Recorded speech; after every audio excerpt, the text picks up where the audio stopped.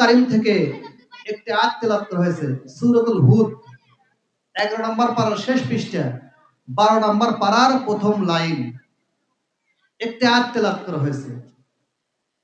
আর রাসূল পাক সাল্লাল্লাহু আলাইহি ওয়াসাল্লামের অসংখ্য হাদিস থেকে একটা হাদিস তেলাওয়াত করা হয়েছে।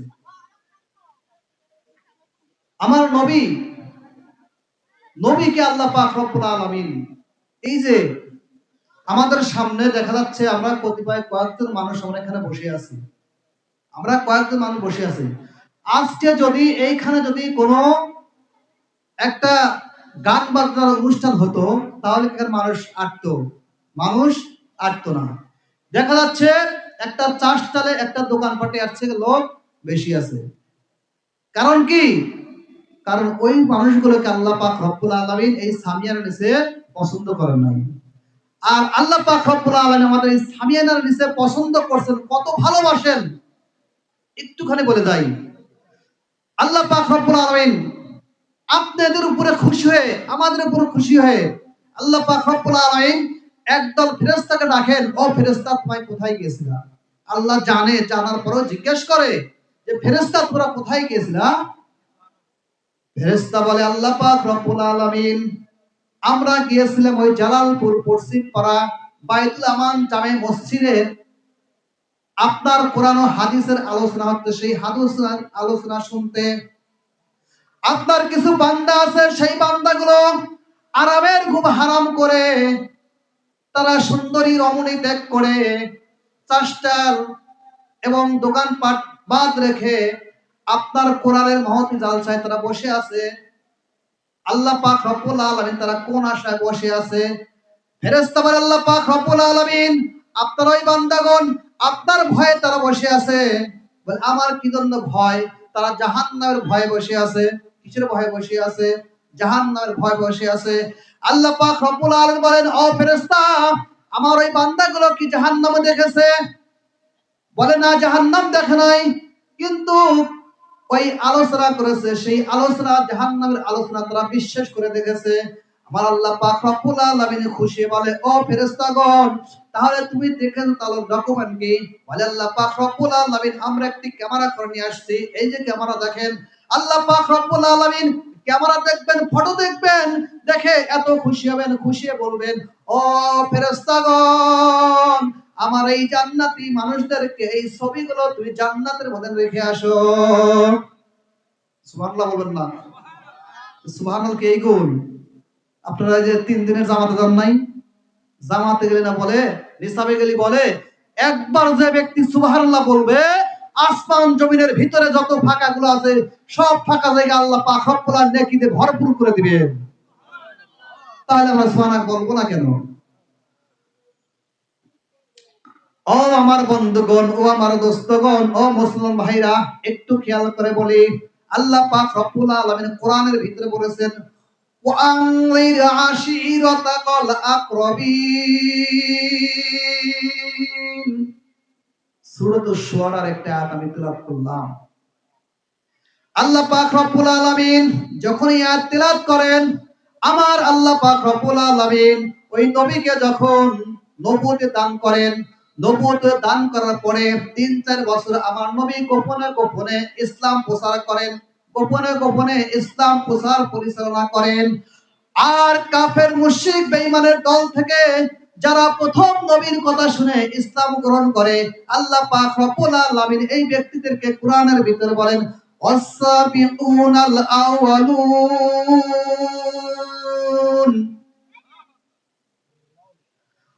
ও বান্দাগণ, যে ব্যক্তিগুলো সর্বপ্রথম ইসলাম গ্রহণ করেছে আমি তাদেরকে আউয়ালুন হিসাবে কবুল করলাম, তাদেরকে প্রথম অগ্রগামী সাহাবী হিসাবে কবুল করে নিলাম। ও বান্দাগণ, আজকে আমরা প্রথম এই যে জালসার মহতি জালসা এসে বসে গেছেন, আল্লাহ পাক রব্বুল আলামিন আপনাদের কবুল করে ফেরেশতাদেরকে ফটো করে নিয়ে জান্নাতের ভিতরে আপনাদের ফটো ঝুলাইয়া দিবেন। ও বান্দাগণ, ও মুসলমান, যখন আল্লাহ পাক রব্বুল আলামিন বললেন ওয়ানজির আশিরাতাকাল আকরাবিন, হে নবী, আপনি আপনার কওমের লোকজনদেরকে, নিকট আত্মীয়দেরকে জাহান্নামের আগুন থেকে রক্ষা করুন। নবী আমার যখন এই কথা শুনতে পেলেন, আল্লাহ পাক রব্বুল আলামিন যখন এই কথা বলে দিলেন, নবী আমার তখন চলে গেলেন পাহাড় পর্বত। কোথায় চলে গেলেন? সাফা পাহাড়ে। কোথায়? সাফা পাহাড়ে যখন চলে গেলেন, সাফা পাহাড়ে গিয়ে নবী আমার কুরাই বংশীয়দেরকে ডাকে, অন্যান্য গোত্রের লোকজনদের ডাকে, অগোত্রের লোকজন তোমরা চলে আসো। মক্কার কাফের মুশরিক বেঈমানগণ সমস্ত মানুষগণ হতবাক হয়ে গেলেন। এরে পাহাড় পর্বত থেকে, অর্থাৎ সাফা পাহাড় থেকে কে ডাকে? এত সুন্দর ডাক তো কেউ দেয়। আর ডাক দিয়েছে কে? আমাদের আল আমিন। কে ডাক দিয়েছে? আল আমিন, যার 40 বছরের নবুয়ত পেয়েছে। এই 40 বছরে কি একটা মিথ্যা কথা বলেছে? কারোর সাথে কি কোনো খারাপ আচরণ করেছে? কারোর কাছে কি কোনো রাগান্বিত ভাবে কথা বলেছে? কথা বলেন, বলেছে? বলে নাই। আমার নবীকে যখন নবুয়ত দিলেন, আল্লাহ পাক রব্বুল আলামিন যখন ডাক দিল, আমার নবী যখন ডাক দিলেন, ডাকতে বলে, ও কওমের লোকজন, যদি এই পাহাড়ের অপর পৃষ্ঠা থেকে যদি একদল মানুষ, একদল শত্রু পক্ষে যদি আপনাদেরকে হত্যা করে কিংবা আক্রমণ করে, তাহলে আপনারা কি করবেন? তখন সমস্ত কওমের লোকজন বলছে, ও আল আমিন, যদি এরকম শুনতে পাই, তাহলে আমাদের আত্মরক্ষার জন্য, আমাদের বেঁচে থাকার জন্য আমরা তাদেরকে উপরে যুদ্ধ ঘোষণা করে ঝাঁপিয়ে পড়বো, তাদেরকে পুরো আক্রমণ করবো। নবী আমার বলেন, ও কওমের লোকজন, এটা তো ওই আক্রমণ নয়।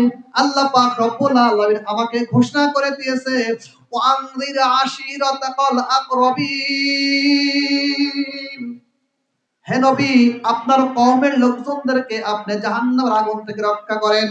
ও কওমের লোকজন, ও মক্কাবাসীগণ, তোমরা একটু হিসাব করে দেখো, তোমরা একটু চিন্তা করে দেখো, তোমরা যেই কাজ করতেছো, লাশ এবং উচ্চার যেই দেবী পূজা করো, এটা সম্পূর্ণ মিথ্যা। এটা আল্লাহ পাক রব্বুল আলামিনের সাথে স্বয়ং তোমরা শিরক করো। এটা বাদ দাও। আর এটা যদি তোমরা করো, তাহলে তোমাদেরকে আল্লাহ পাক রব্বুল আলামিন জাহান্নামে দান করবে। আর যদি তোমরা আমার কথা শোনো, আমার দিক নির্দেশন শোনো, তাহলে আল্লাহ পাক রব্বুল আলামিন তোমাদের জান্নাত দান করে দিবেন। যখন এই কথা বললেন, কিছু কিছু মানুষ রাগান্বিত হয়ে গেলেন। নবী আমার বললেন, ফাইন্নি নাযীরুল লাকুম বাইনা ইয়াদাই আযাবিন শাদীদ, ইয়া মা'আশার কুরাইশ, আনকিযু আনফুসাকুম মিনান নার। হে কুরাইশ বংশের লোকজন, আপনারা জাহান্নামী হয়ে গেছেন, জাহান্নাম থেকে রক্ষা করুন। আর আপনাদের রক্ষা করার জন্য আল্লাহ পাক রব্বুল আলামিন আমাকে স্বয়ং নবী হিসেবে পাঠিয়ে দিয়েছেন। স্বয়ং নবী হিসেবে পাঠিয়ে দিয়েছেন। ও আল্লাহর বান্দারা, এই সমাজে এখন যদি আপনাদের কোন পরিবার থেকে একটা ছেলে মাদ্রাসায় গিয়ে হাফেজ হয়, অন্য পরিবারের মানুষ তিরস্কার করে, করে না? অনেক আছে করে, এরকম করে, এই অমুকের সাল হাফেজ হচ্ছে, পড়তে গেছে, মাদ্রাসা নষ্ট করতে গেছে, এরকম করে না? এরকম কথা বলে। এইরকম কাফের মুশরিক, অনেক মুশরিকগণ, কাফেরগণ, আবু জেহেল, আবু লাহাব আমার নবীকে কুটুক্তি করছে, আমার নবীকে গালি দিয়েছে। নবী আমার যখন দেখে এতগুলো মানুষ আমাকে গালি দিয়েছে, নবী আমার তখন কওমের লোকজনদেরকে নাম ধরে ধরে বলল যে, হে বনি কাব ইবনে লুহাই, হে বনু আব্দে শামস, হে আব্বাস ইবনে আব্দুল মুত্তালিব, হে চাচা আব্বাস ইবনে আব্দুল মুত্তালিব, তোমরা নিজেদেরকে জাহান্নামের আগুন থেকে রক্ষা করো। হে ফুফু আব্দুল মুত্তালিব, বিনতে আব্দুল মুত্তালিব, আপনি এই জাহান্নামের আগুন থেকে নিজেকে রক্ষা করুন। এইভাবে বলতে বলতে শেষ পর্যায়ে আমার নবী বললেন, ইয়া ফাতিমা বিনতে মুহাম্মদ, আনকিযু নাফসাকা মিনান নার, সালিনি মা শি'তা মিন বালি, আল্লাহু লা ইগনি আনকা মিনাল্লাহি শাইআ। নবী আমার বলতেছেন, নবীর হাদিস, আমি বলে একটা কথা বানা বলতেছি না, বলতেছে হে ফাতেমা, যদি আল্লাহ পাক রব্বুল আলামিন তোমাকে কিয়ামতের ময়দানে পাকড়াও করে, তোমাকে ধরে ফেলে, আমি নবী আমার কোনো করার কিছু নাই।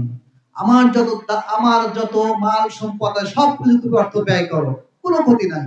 কিন্তু আল্লাহ পাক রব্বুল আলামিন তোমাকে যদি এরকম কিছু করে, পাকড়াও করে, তাহলে আমি কোনো কিছু পারবো না।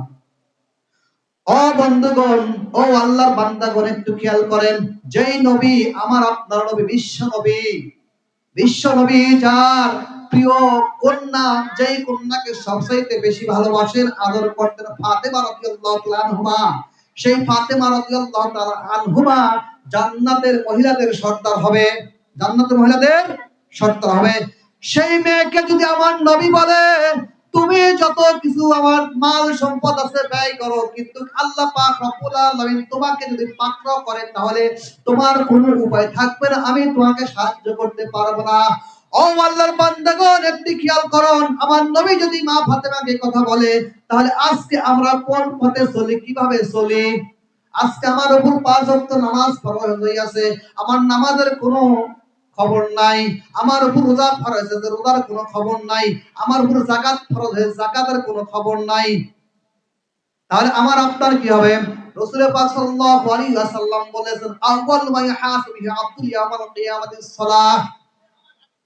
সর্বপ্রথম ওই বান্দার কিয়ামতের ময়দানে নামাজের হিসাব না হবে, নামাজের হিসাব না হবে, নামাজের হিসাব না হবে। আল্লাহ পাক রব্বুল আলামিন যখন এই নামাজ তার নবীর উপরে পুরস্কার হিসেবে 5 ওয়াক্ত নামাজ দান করবেন, 5 ওয়াক্ত নামাজ দিবেন, তখন তো নবী পাক সাল্লাল্লাহু আলাইহি ওয়াসাল্লামের যখন নূর আল্লাহ পাক রব্বুল আলামিন সৃষ্টি করেছেন, তখনই তো আল্লাহ পাক রব্বুল আলামিন ভাবনা করেছেন যে এটা আমার শেষ নবী হবে, সেই নবীর উপরে 5 ওয়াক্ত নামাজ পুরস্কার স্বরূপ দিয়ে দেব। আল্লাহ পাক রব্বুল ভাবনা করেছেন। দলে দলে ফেরেশতাগণ আল্লাহ পাক রব্বুল আলামিনের সাথে কথোপকথন করে, কনভারসেশন, কথোপকথন করে। জিবরাইল আমিন আল্লাহ পাক রব্বুল আলামিনকে বলে, আল্লাহ পাক রব্বুল আলামিন আপনার সবচাইতে বেশি খুশি হন কিসে? সবচাইতে বেশি খুশি হন কিসে? আমার আল্লাহ পাক রব্বুল আলামিন বলেন, যেই মাখলুক আমাকে সিজদা করবে, আমি ওই মাখলুকের উপর সবচাইতে বেশি খুশি হই। জিবরাইল আমিন খুশি হয়ে গেলেন। জিবরাইল যখন এই কথা শুনলেন, এই কথা শোনার পরে 30,000 বছর আল্লাহ পাক রব্বুল আলামিন কুদরতে পায়ে সিজদা করলেন। কত হাজার বছর? 30,000 বছর। 30,000 বছর এই আল্লাহ পাক রব্বুল আলামিনের পায়ে কুদরতি পায়ে সিজদার অবস্থা রইলেন। 30,000 বছর সিজদাতে উঠলেন। ওঠার পরে আল্লাহ পাক রব্বুল আলামিনকে বলে, আল্লাহ পাক রব্বুল আলামিন এখন বুঝি আমার মতো আর প্রিয় মাখলুক আপনার কাছে কেউ নাই, আর মনে হয় এখন থেকে আমাকেই আপনি সব বেশি ভালোবাসেন। আমার আল্লাহ পাক রব্বুল আলামিন চুপ থাকলেন, চুপ রইলেন, কথা বললেন না। কিছুক্ষণ পর বললেন, ও জিবরাইল, আমি এমন একটি জাতিকে সৃষ্টি করব, আমি এমন একটি নবীকে সৃষ্টি করব, সেই নবীর উপরে কোরআন নাযিল হবে, আর সেই নবীর উম্মতের উপর আমি 5 ওয়াক্ত নামাজ ফরজ করে দেব। কয় ওয়াক্ত নামাজ? 5 ওয়াক্ত নামাজ ফরজ করে দেব। আর ওই আমার ওই নবীর উম্মতগণ, ওই ইতিম নবীর উম্মতগণ, যেই ব্যক্তি একবার সিজদায় গিয়ে বলবে সুবহান রাব্বিল আলা, সুবহান রাব্বিল আলা, আমি আল্লাহ পাক রব্বুল আলামিন তোমার 30 বছরের যত সওয়াব হয়েছে সবকিছু বাদ দিয়ে আমার ওই বান্দার ওই একবার সুবহান রাব্বিল আলা বেশি কবুল করি, বেশি পছন্দ করি। জোরে জোরে বলেন সুবহানাল্লাহ। আজকে যদি এরকম একটা আকর্ষণের কথা যদি কোনো নাচ গানের মঞ্চে এমপি মন্ত্রী বলতো, সব একেবারে এত জোরে মারহাবা দিত, দিত না? নাকি আমার কথা আপনারা বিরক্ত হচ্ছেন? বিরক্ত হচ্ছেন? ও আল্লাহর বান্দাগণ, তাহলে দেখেন আল্লাহ পাক রব্বুল আলামিন যেই ফেরেশতা জিবরাইল আমিন ফেরেশতা, ওই ফেরেশতা যখন আল্লাহ পাক রব্বুল আলামিনের বার্তা আনা নেওয়া করে, ওই ফেরেশতা যদি 30,000 বছর সিজদা দিয়ে আল্লাহ পাক রব্বুল আলামিনকে বলে, আল্লাহ পাক রব্বুল আলামিন আমি এখন প্রিয় বান্দা, আমি এখন প্রিয় মাখলুক, আর আমার আল্লাহ পাক রব্বুল আলামিন আমার আপনার উপর খুশি হয়ে সেজদায় গিয়ে যেই ব্যক্তি একবার বলবে সুবহান রাব্বিল আলা, এই একবার বলার সাথে সাথে আল্লাহ পাক রব্বুল আলামিন তার আমলনামায় 40,000 বছরের সেজদার আমলনামায় তাদের আমলনামায় লিখে দিবেন। তাহলে এই সেজদা দিতে কি লাগে? প্রথমে ওযু লাগে। প্রথমে কি লাগে? ওযু লাগে। এই যে আমাদের নবীকে জিজ্ঞাসা করতেছে সাহাবী আনসারী জাবির ইবনে আব্দুল্লাহ আনসারী সাহাবী নবীকে জিজ্ঞাসা করতে, ইয়া রাসূলুল্লাহ ইয়া হাবিবাল্লাহ, আল্লাহ পাক রব্বুল আলামিন সর্বপ্রথম কি সৃষ্টি করেছেন? সর্বপ্রথম কি সৃষ্টি করেছেন? আমার নবী বলতেছেন সর্বপ্রথম তোমার নবীর নূরকে আল্লাহ পাক রব্বুল আলামিন সৃষ্টি করেছেন। সুবহানাল্লাহ বলবেন না? আমার নবীর নূরকে সৃষ্টি করেছে। তারপরে লৌহে মাহফুজ, তারপরে কলম, খাতা, কালি, এরকম জিনিস আল্লাহ পাক রব্বুল আলামিন সৃষ্টি করে ধরলেন। আমরা সেই নবীর উম্মত, সেই নবীর উম্মত। আউয়ালু মা ইহাসু বিহি আব্দুল ইয়াউমাল কিয়ামাতিস সালাহ, যেই হাদিসে বলা হয়েছে আল্লাহ পাক রব্বুল আলামিন কিয়ামতের ময়দানে সর্বপ্রথম কি করবে? সর্বপ্রথম নামাজের হিসাব লওয়া হবে। সর্বপ্রথম নামাজের হিসাব লওয়া হবে। ও আল্লাহর বান্দাগণ, যদি আল্লাহ পাক রব্বুল আলামিন কিয়ামতের ময়দানে সর্বপ্রথম নামাজের হিসাব লয়, তাহলে সাহাবাগণ জিজ্ঞাসা করছেন, ইয়া রাসূলুল্লাহ ইয়া হাবিবাল্লাহ, এই যে 1,24,000 পয়গম্বর, মতান্তর 2,24,000 পয়গম্বর, এই যে দুনিয়াতে তারা আসছিল, দাওয়াতের কাজ নিয়ে আসছিল, নামাজ নিয়ে আসছিল, আর এতগুলো নবীর উম্মত, এতগুলো নবী যখন কিয়ামতের ময়দানে একত্রিত ভাবে সবাই একসাথে উঠে পড়বে, তখন আপনার এই উম্মতদেরকে আপনি কিভাবে চিনতে পারবেন? কিভাবে চিনতে পারবেন? একটা প্রশ্ন আছে না, যে কিভাবে করে এই নবীর এতগুলো উম্মত, এই শেষ নবী কিভাবে চিনতে পারি? নবী আমার বলে, ও সাহাবী, যখন এই ইনাদপুরের বেরিবাদ দিয়ে কিংবা এই জালালপুর চৌফলি বেরিবাদের ভিতরে একটা ফাঁকা মাঠ জায়গা আছে, আছে না? সমস্ত ফাঁকা মাঠ। এই ফাঁকা মাঠের ভিতরে যদি একজন ব্যক্তিকে বলা হয় যে কালো কালারের 10টা উট আছে, কালো কালারের 10টা উট আছে, সাদা কালারের 10টা ইট আছে, লাল কালারের 10টা ইট আছে, মানে বিভিন্ন কালারের 10টা করে উট আছে।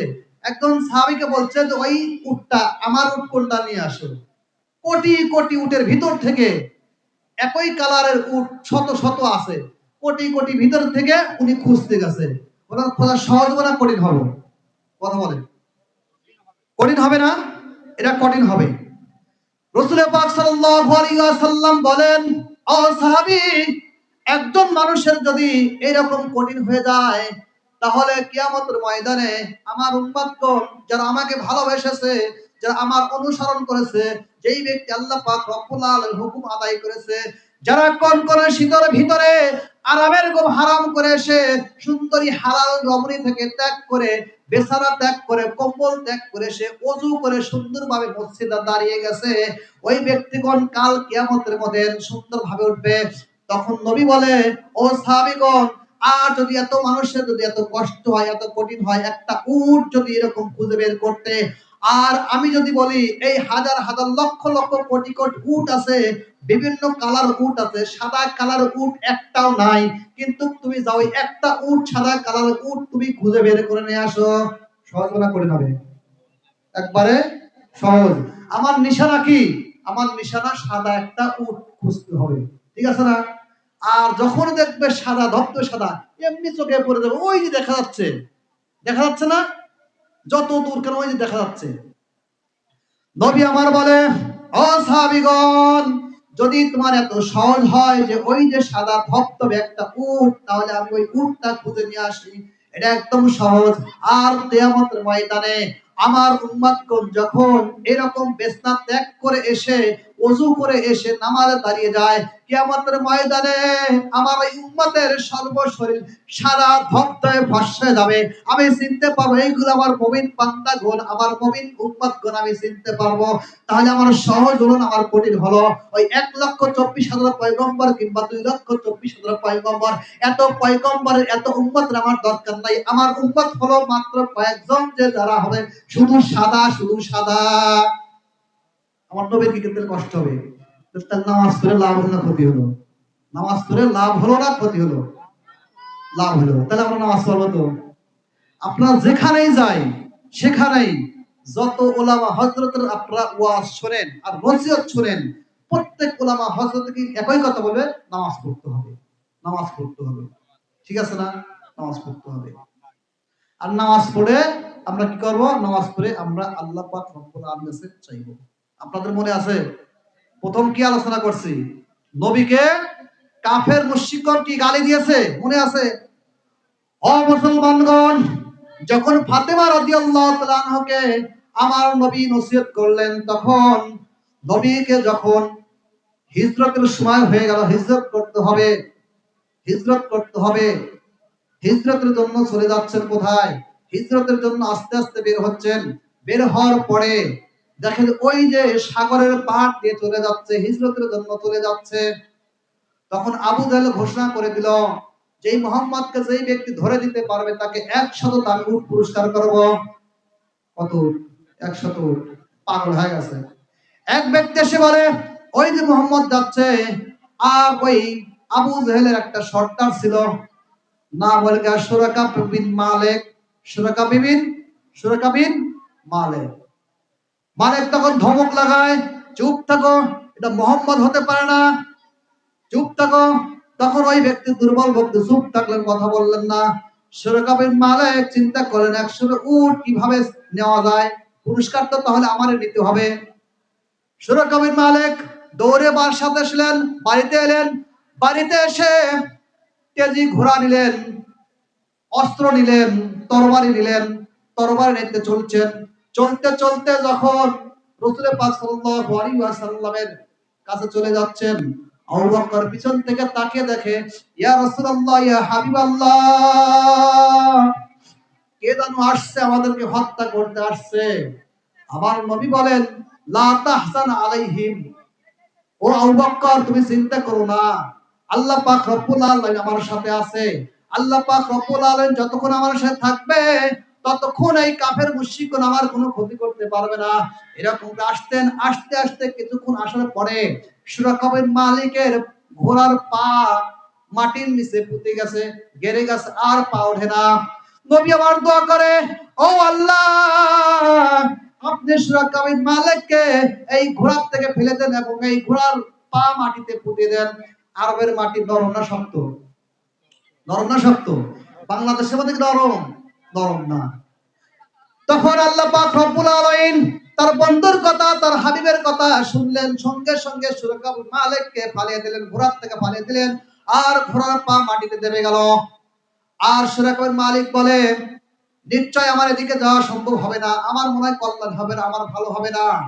নবীকে বলে, ও মুহাম্মদ, আমার জন্য দোয়া করো, আমি চলে যাচ্ছি, আমি তোমাকে হত্যা করব না, আমি দোয়া করো, আমি হত্যা করব না।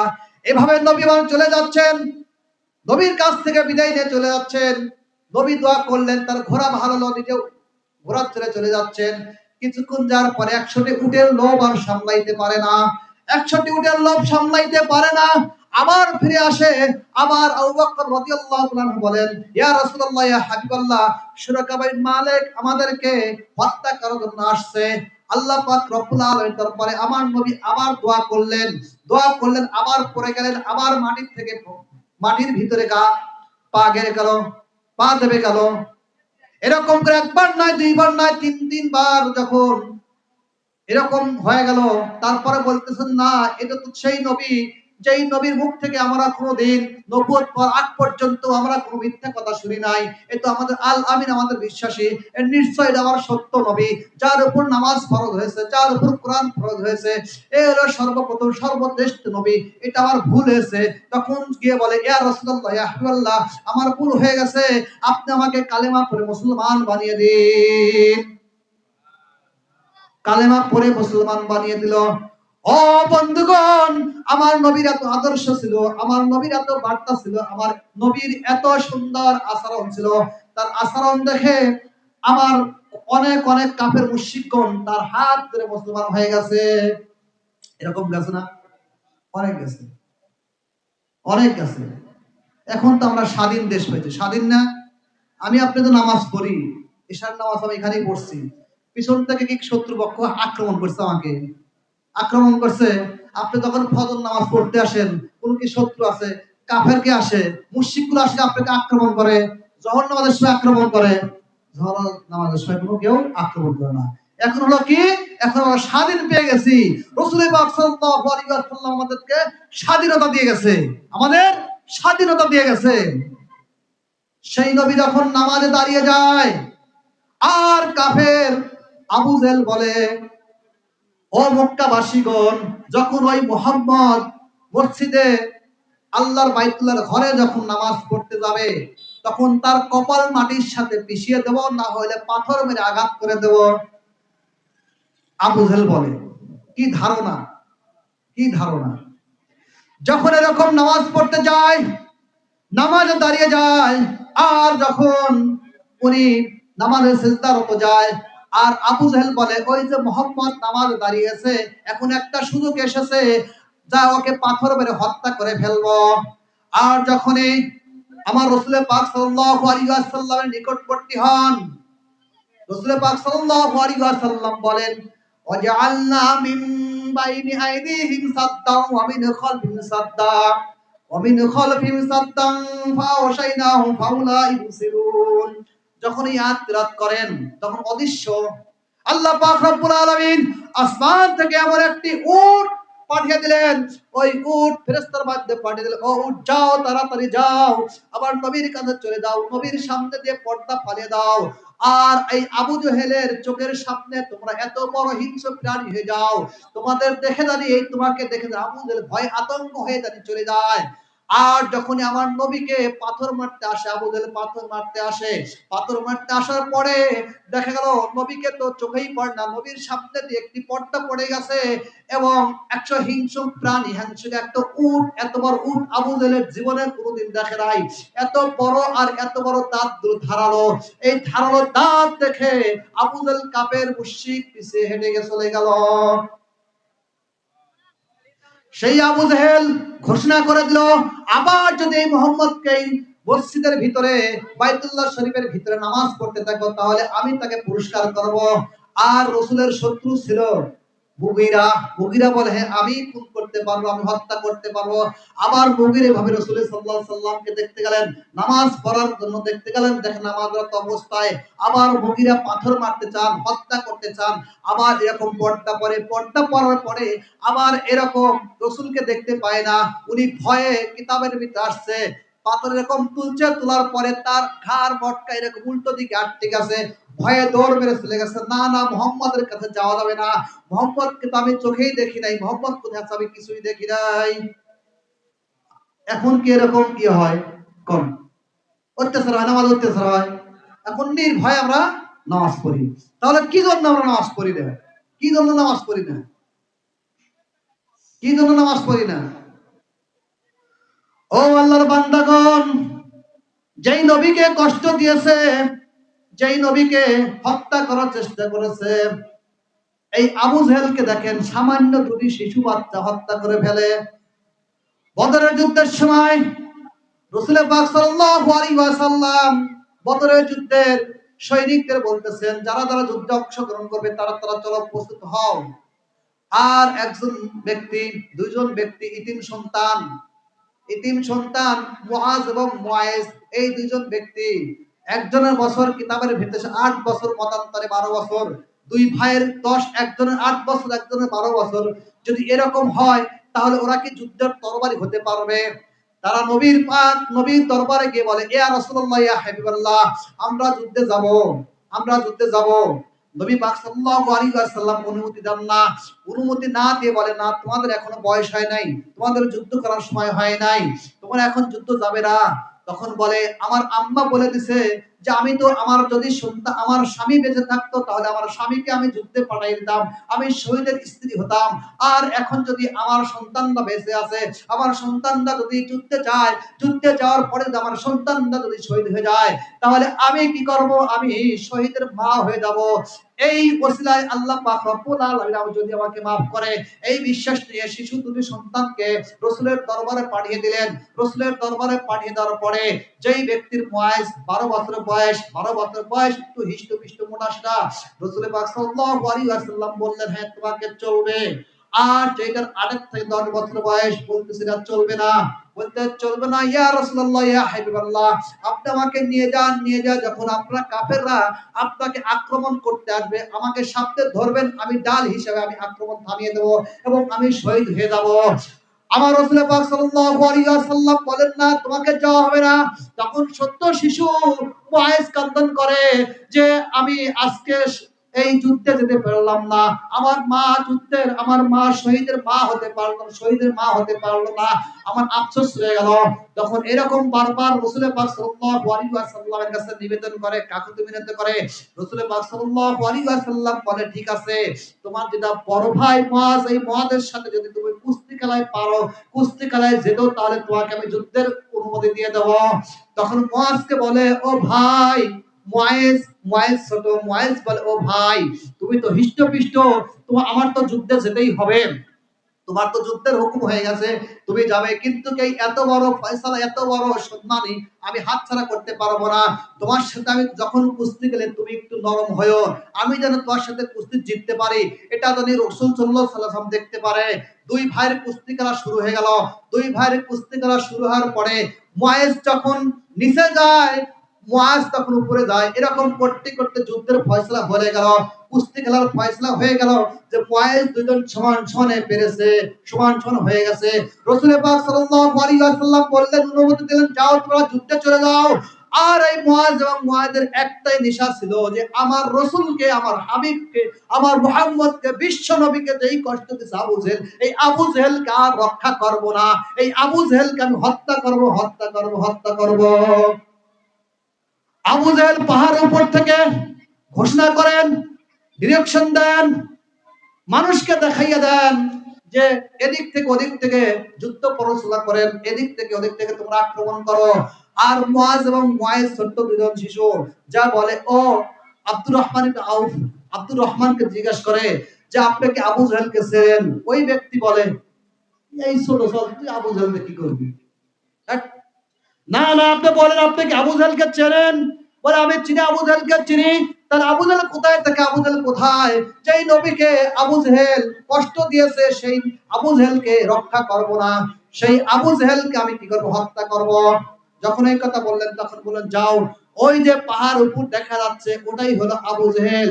আস্তে আস্তে দেখবেন শিয়াল যখন মুরগি ধরে, আস্তে আস্তে হামু দিয়ে মুরগির কাছে চলে যায়, এরকম যায় না? এরকম যায়। আর এই মুআজ এবং মুআইজ দুইজন আস্তে আস্তে চলে গেলেন পাহাড়ের উপরে। পাহাড় উপরে ওখানে যা দেখেন যে আবু জেহেল ডিক্রিশন দিচ্ছেন। আর মুআইজ কি করলেন? তরবারি বের করলেন, তরবারি করে সোজা আবু জেহেলের পায়ে দিয়ে আবু জেহেলকে মেরে দিলেন। আবু জেহেল পড়ে গেল। তারপরে মুআজ এবং মুআইজ দুই ভাই কয়েকটা ক্ষত বিক্ষত করে দিলেন। আবু জেহেলের জান এখনো বাঁচা আছে। আর আবু জেহেল যখন চলে মুআজ এবং মুআইজ যখন চলে আসলেন যে আবু জেহেলকে হত্যা করেছি, রাসূল পাক সাল্লাল্লাহু আলাইহি ওয়াসাল্লাম বলেন, ইয়া রাসূলুল্লাহ, ইয়া হাবিবাল্লাহ, আবু জেহেলকে হত্যা করেছে, তার আবু জেহেলের লাশ কোথায়?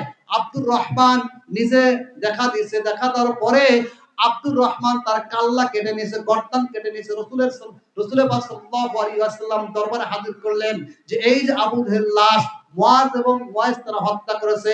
আর যখন এই আবু জেহেলের ছেলে যখন এখনো মুসলমান হয় নাই, আবু জেহেলের ছেলে যখন শুনতে পেরেছে আমার বাবাকে হত্যা করেছে, আবু জেহেলের ছেলে এসে মুআজের হাত এক কবজি এখান থেকে নামায়া দিয়েছে, আর একটু চামড়ার সাথে ঝোলঝোল করে। আর যুদ্ধ করতে করতে অনেক কাফেরকে শহীদ করে দিয়েছে। ছোট্ট বাচ্চা, কত বছর বয়সের বাচ্চা, 12 বছরের বাচ্চা, 10 বছরের বাচ্চা, দুই ভাই যুদ্ধ করতে করতে অনেক কাফেরদেরকে মেরে দিয়েছেন। মেরে দেওয়ার পরে একবার হাত এরকম নড়বড় করে ঝুলে আছে। কিছুক্ষণ গেছে, কিছুক্ষণ যাওয়ার পরে দেখে আমার এই হাত যুদ্ধ করতে করতে হাত সমস্যা, হাত টানবো নাকি তরবারি চালাবো, এই বলে হাত পায়ের নিচে ফেলা, আর এই হাত টান দিয়ে তার চামড়ার থেকে হাতকে শহীদ করে দিয়েছে। এরকম ক্ষত বিক্ষত করে যখন দেখছে যখন হাত একটা, তখন আবু জেহেলের ছেলে এসে দুই ভাইকে শহীদ করে দিয়ে দিয়েছে। কার পাগলে, কার মহব্বতে? বলেন, কথা বলেন, কার মহব্বতে? নবীর মহব্বতে, নবীকে ভালোবাসে। আমরা কি ওইরকম নবীকে মহব্বত করতে পারবো? আমরা কি নবীকে ভালোবাসতে পারবো? আমরা অবশ্যই পারবো। যদি আমরা নিয়ত করি তাহলে আমরা অবশ্যই পারবো। আর যখন ওই নবীকে আমরা ভালোবাসি, যখন নবীকে মহব্বত করি, তখন আমার আপনার কি হবে? আমার আপনার দুনিয়া এবং দুনিয়ার ভিতরে কোনো লোভ থাকবে না। আমাদের লোভ থাকবে কি? আখিরাত হিসেবে। আখিরাত, আমরা নবীকে কিভাবে পাই, কিভাবে চলি, আর এর থেকে আল্লাহ পাক রব্বুল আলামিন আমাদেরকে বরকত দিবে। আমার আপনার তো টেনশন করার কোনো দরকার নাই, কোনো কি নাই, কোনো দরকার নাই। আল্লাহ পাক রব্বুল আলামিন আমাকে আপনাকে সৃষ্টি করেছে। এই আমার সৃষ্টির পূর্বে, আমার সৃষ্টির আগে, আপনার সৃষ্টির আগে, এই কুকুর সৃষ্টি করার আগে 50,000 বছর আগে আমার আপনার রিজিকের ফয়সালা করে দিয়েছেন। কত বছর আগে? 50,000 বছর আগে।